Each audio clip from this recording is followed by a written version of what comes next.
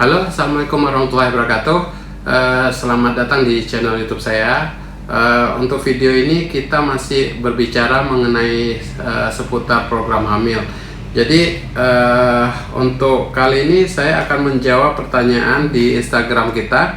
Pertanyaannya, Dok, saya divonis retrofleksi, jadi rahimnya kebalik dan sudah menikah selama 2 tahun.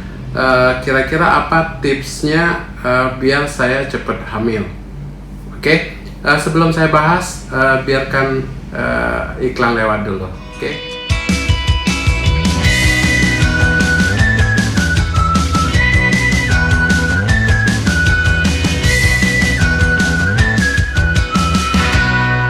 Sebelum kita mulai videonya, bagi yang belum menekan tombol subscribe, jangan lupa untuk menekan tombol subscribe dan tanda lonceng di sampingnya, sehingga jika ada informasi-informasi terbaru dari kita, Anda akan segera mendapatkan notifikasi.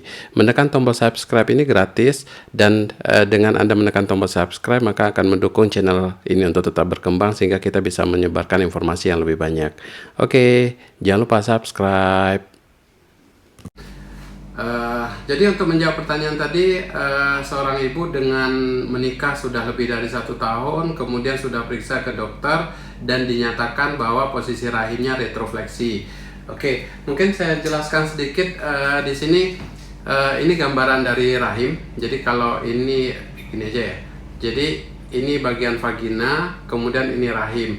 Jadi normalnya ini aslinya gini posisi, maka gini kan nggak bisa kelihatan, jadi saya nyamping. Jadi ini kira-kira gini, si ibu menghadap ke sebelah kanan saya. Jadi posisi rahim itu seperti ini. Jadi ini vagina, kemudian ini leher rahim, ini rahim. Jadi posisinya nekuk ke depan. Ini adalah posisi rahim normal. Nah, bagaimana dengan posisi rahim kebalik? Jadi kebalik itu gini, dia ke belakang. Jadi bentuknya itu posisinya dia nekuk ke belakang. Apakah ini kelainan? Sebenarnya ini bukan masuk kelainan, bukan penyakit. Jadi bukan kayak miom atau kista. Hanya memang ada sekitar 20-25% wanita yang tercipta dengan posisi rahim terbalik. Jadi rahim terbalik itu bukan penyakit, hanya variasi dari bentuk rahim. Jadi dia ada yang nekuk ke depan seperti ini, ada yang lurus, kemudian ada yang nekuk ke belakang, ada yang versi itu kayak ke pelintir gitu. Jadi macam-macam posisi. Yang ideal adalah yang posisi ke depan. Nah, kalau misalnya masalah hamil atau tidak, sebenarnya nggak terlalu pengaruh antara depan belakang. Untuk hamil tetap mungkin. Jadi nggak.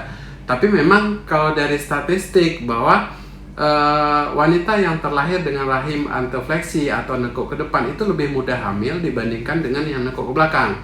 Tapi tidak langsung dikatakan bahwa yang belakang nggak bisa hamil, enggak. Tetap bisa, tergantung ya rezeki aja sih. Saya bilang toh banyak pasien-pasien kita retrofleksi hamil seperti biasa, banyak. Cuma memang kebanyakan yang program hamil memang wanita-wanita yang retrofleksi. Tapi saya garis bawahi, retrofleksi bukan menyebabkan kemandulan, itu hanya variasi dari bentuk rahim. Nah, sekarang pertanyaannya, tipsnya bagaimana kalau untuk bagi wanita-wanita yang retrofleksi? Jadi saya jelaskan sedikit, ini prinsip dari suatu kehamilan. Itu pertama dimulai dengan adanya hubungan. Jadi ini si cowok datang, kemudian bertamu dia ke sini, kemudian mengeluarkan unek-unek di bagian leher rahim.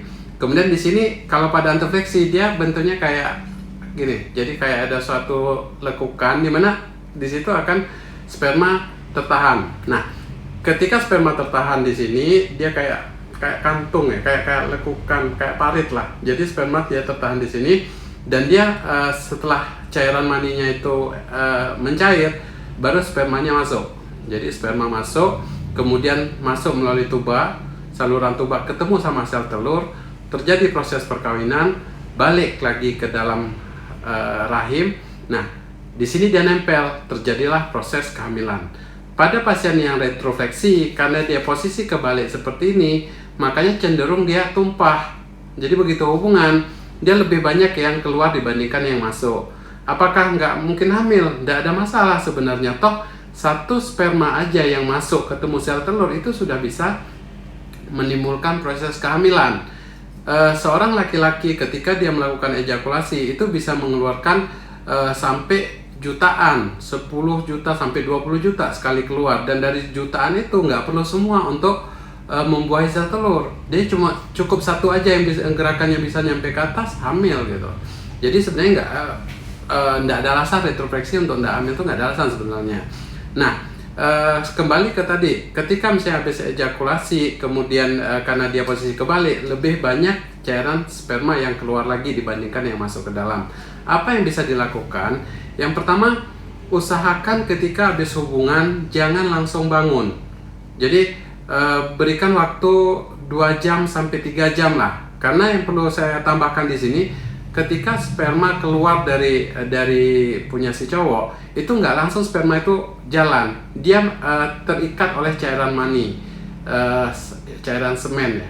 Jadi ketika cairan mani ini mencair, itu membutuhkan waktu rata-rata 15 sampai 30 menit cairan mani itu mencair. Setelah dia mencair, baru spermanya lepas, baru dia gerak. Jadi jika misalnya ibu hubungan 5 menit udah risih, tidak nyaman, langsung ke kamar mandi, otomatis karena gravitasi sperma akan keluar lagi ke bawah. Sedangkan sperma tadi belum dia dalam keadaan terlepas, jadi belum gerak, ikut semua turun ke bawah. Makanya kalau misalnya habis hubungan langsung bangun, itu memperkecil terjadinya proses kehamilan. Nah, tadi yang pertama, usahakan setiap hubungan jangan langsung bangun, berikan jarak 2 jam sampai 3 jam lah. Kalau perlu tidur aja, sekalian pagi sekalian bangun, biar makin lama sperma di dalam makin besar peluang kehamilan. Yang kedua, sebelum hubungan sebaiknya pipis dulu. Jadi biar jangan habis hubungan pipis, jadi pipis dulu, kandung kemih dalam keadaan kosong, lakukan hubungan, sehingga habis hubungan nggak langsung pingin pipis. Jadi kita punya space waktu untuk bangun setelah hubungan. Mengenai posisi, sebenarnya tidak terlalu terdapat perbedaan bermakna posisi seperti apa, baik itu posisi misionaris yang biasa si cewek di bawah cowok di atas, atau doggy style. Sebenarnya ada beberapa literatur yang menganjurkan untuk retrofleksi ini doggy style. Kalau doggy style itu dari belakang, itu penetrasi dari punya si suami itu bisa lebih jauh ke dalam. Jadi dari doggy style itu dari belakang itu bisa mendekati ke bagian leher rahim. Cuman triksnya seperti apa? Baik itu misionaris ataupun doggy style, begitu habis ejakulasi, begitu punya suami dikeluarkan, langsung posisi si istri balik. Jadi posisi terlentang seperti ini, terlentang, kemudian diganjal pakai bantal, tidak apa-apa. Jadi taruh bantal guling di panggul sehingga bagian dari ini agak keangkat, jadi nggak tumpah gitu. Jadi sambil santai. Ada juga yang menganjurkan kaki ditaruh ditempel di dinding. Kalau saya sih nggak perlu saya ekstrim itu, yang penting ganjal aja 1 jam 2 jam. Kalau setelah itu mau ke kamar mandi tidak apa-apa, tapi kalau bisa tiduran langsung sampai pagi lebih baik. Oke, berarti tadi sudah kosongkan kandung kemih, kemudian untuk posisi tidak ada terlalu banyak perbedaan. Nah, yang bisa dilakukan lagi, saya kira itu sih nggak yang lain tidak ada perbedaan bermakna. Oh ya, usahakan hitung masa subur. Jadi hitung masa subur, kapan masa subur, hendaknya hubungan pada masa subur. Untuk menghitung masa subur kita sudah pernah bahas di video sebelumnya. Scroll ke bawah, udah agak lama. Coba nanti bagaimana cara menghitung masa subur, kita sudah pernah bahas, jadi kita nggak bahas lagi di sini.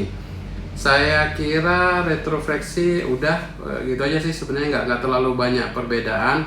Oh ya, satu lagi, untuk yang retrofleksi ini sangat juga ditentukan oleh kualitas sperma. Jadi biasanya kalau retrofleksi tapi spermanya bagus, gerakannya gesit, nggak ada masalah.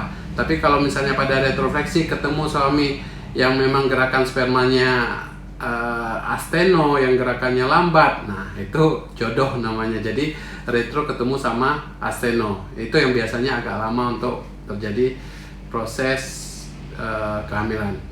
Saya kira itu. Kalau misalnya tambahan nggak ada, nanti kalau ada tambahan nanti kita bahas lagi di video berikutnya. Oh ya, jika ada pertanyaan langsung aja cek di Instagram kita. Nanti kita kalau ada judul yang menarik kita bahas di video seperti ini. Untuk di YouTube ini, kebetulan di YouTube channel kita ini nggak bisa komen di bawahnya. Jadi kalau untuk komen-komen atau ada pertanyaan langsung ke Instagram. Nanti kita kalau materinya menarik kita angkat ke video seperti ini. Oke. Bagi pejuang garis 2, selamat berjuang, banyak berdoa, sedekah yang banyak, karena yang menentukan hamil atau tidak, yang memberikan hamil atau tidak yang di atas. Jadi jangan patah semangat. Oke, jangan lupa dukung kita dengan menekan tombol subscribe dan tanda lonceng. Jadi kalau ada video baru, ibu-ibu akan dapat notifikasinya. Jangan lupa di-share di media sosial Anda. Sampai ketemu di video berikutnya. Assalamualaikum warahmatullahi wabarakatuh.